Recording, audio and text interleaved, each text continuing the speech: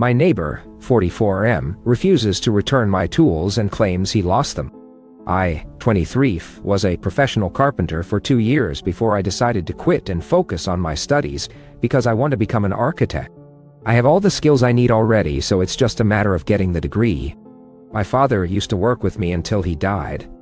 He taught me everything about woodworking and tool usage. He had this old toolbox full of his favorite hand tools. I loved working with them because they were very well made and great quality. They had been passed down from his father and then his father before him. When my dad passed away, I inherited those tools. I kept them in the garage where I work now because they are really valuable to me. Now that I'm not working as much, I needed some help with my project, so I asked my neighbor if he could lend me some tools. His name is John DeTall. He's 44. We don't talk often, but I know he's a mechanic, so I figured he'd know how to use what I needed. I borrowed 2 things from him, a circular saw and a drill press.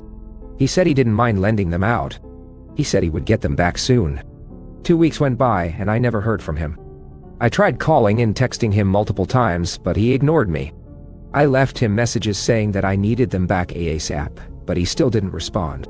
Finally, after 3 weeks, he came over and told me that he couldn't give them back yet. I was confused because he knew I needed them. He said he lost them. I asked him what happened to them. He said he put them in his shed to keep them safe from his kids, but they disappeared somehow. I asked him if he remembered what day he last had them. He said he doesn't remember. He said he thinks they might have fallen apart because he hasn't seen them anywhere else. I was angry at this point. I told him that I wanted them back now or we were going to go to small claims court. He laughed and said I wouldn't win anything there. I got frustrated and walked away from the conversation.